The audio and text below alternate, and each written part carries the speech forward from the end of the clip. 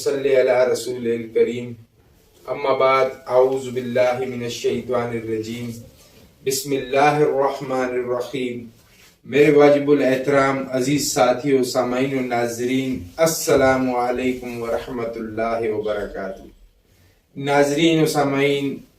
سجاد علی نقشبندی شاذلی علاج T V کے plate form سے حاضر ہے۔ ناظرین، آج ہماری ویڈیو بنانے کا مقصد لا علاج مرض، یعنی کوئی بھی مرض ہو اس کے لیے ایک خاص عمل ہم آپ کو بتائیں گے، اور اس میں ہم نے کئی ایسے مریض دیکھے لا علاج مرضیں لے کے آئے جن کی وجہ سے جو بیمار تھے اور ان کو یقین بھی نہیں تھا کہ ہم ایسی سٹیجز سے باہر آ جائیں گے، اور یہ معجزات جو ہیں وہ قرآن کریم میں سورہ رحمان سے ہم نے خود دیکھے ہیں۔ تو اس میں جو خاص ایک عمل میں آپ کو بتا رہا ہوں وہ یہ ہے کہ اشراق کے وقت آپ نے 2 رکعت نماز، یعنی اشراق کی نماز پڑھنے کے بعد صلاۃ اشراق مکمل ہو جائے جب آپ کی، تو پھر آپ نے اس طرح کرنا ہے کہ 2 رکعت نماز صلاۃ حاجت وہیں پر پڑھنی ہے، اور جب سورج کی کرنیں نمودار ہونے لگیں تو اگر مریض خود پڑھ سکے یا کوئی پڑھنے والا ہو تو مریض کو سامنے بٹھا دے اور سورہ رحمان وہ شروع کریں۔ سورہ رحمان جیسے ہی وہ شروع کریں گے تو بیچ میں جب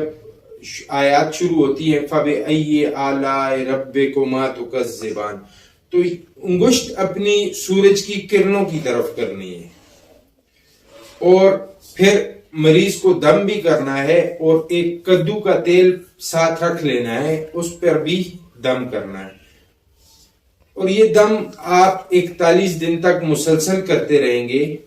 اور ہر دفعہ فَبِأَيِّ آلَاءِ رَبِّكُمَا تُكَذِّبَانِ پر انگلی آپ نے سورج کی کرنوں کی طرف اٹھانی ہے،